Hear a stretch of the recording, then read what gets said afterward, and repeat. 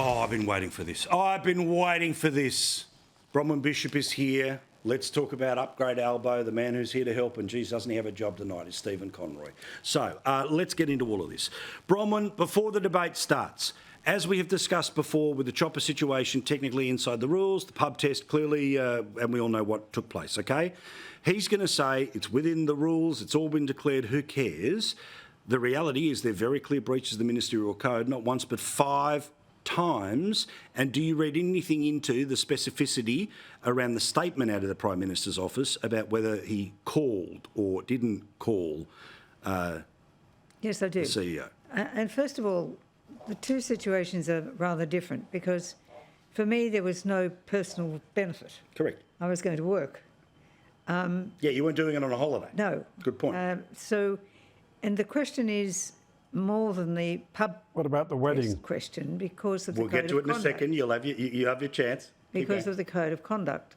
And I would remind people, of course, that Gladys Berejiklian lost her job because she was found she had breached the code of conduct. Well, and Barry O'Farrell went over a bottle of wine that because in an ICAC inquiry he forgot about that as a gift. Yep. This is all declared, it's all above the rules, but I'm sorry, they're clear breaches of the code. Well, Barry O'Farrell didn't declare, that was the problem there. Right. But the question of the code of conduct was very much the issue before the ICAC.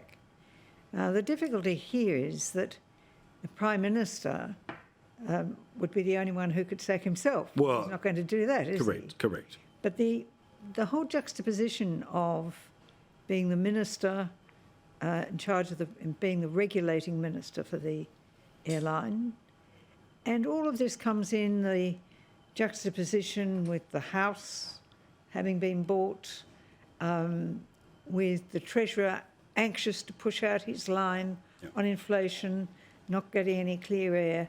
They'll be very unhappy campers, I can tell you that, and they'll be counting numbers.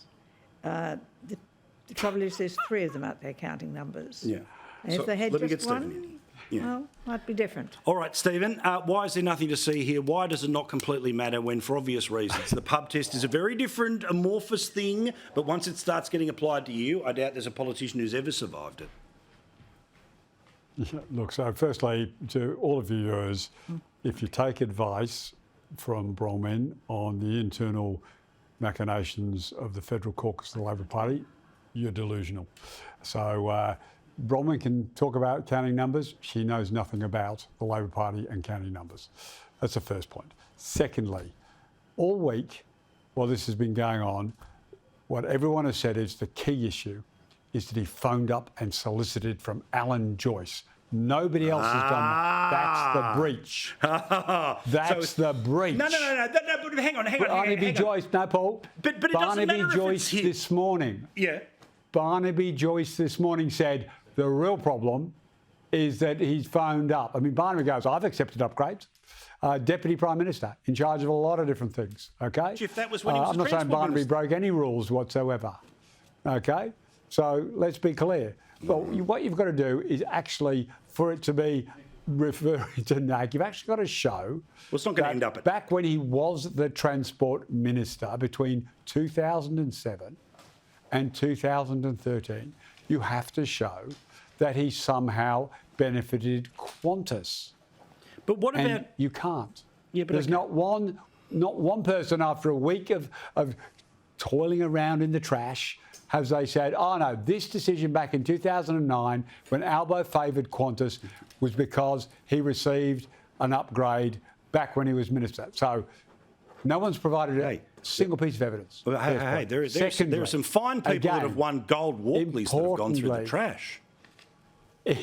Importantly, he has now made it absolutely clear at no stage did he ever phone Alan Joyce. And I enjoyed your sophistry earlier. What about texts? What about emails? But he's trying. But that's my point. No. But see, this is my point, Bronwyn. Sorry, I don't know why I'm holding my glasses a lot tonight. But anyway, but this is my point, right? It's not about he wants to make it. Did I call? Right? The whole point was he could have asked his cleaner, he could have asked Liberals the all week cleaner have made it if was, he did he turned call? around and asked. Well, that's their argument. That's good luck, right? Now, you know, and pretty obviously I'll support them over Albo, but I've just got my own question here, which is, again, it doesn't matter who was contacted. If he asked for it, he's in breach. It does matter.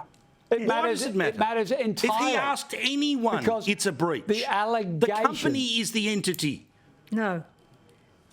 The allegation's in the book. I'm sorry. The allegation in the book makes a unsourced allegation that he called Joyce and solicited Yeah, but that's upgrades. not the problem, That's now Stephen. been categorically But that's denied. not the problem. It's just shone a light on Categorically the problem. denied. All right. Now,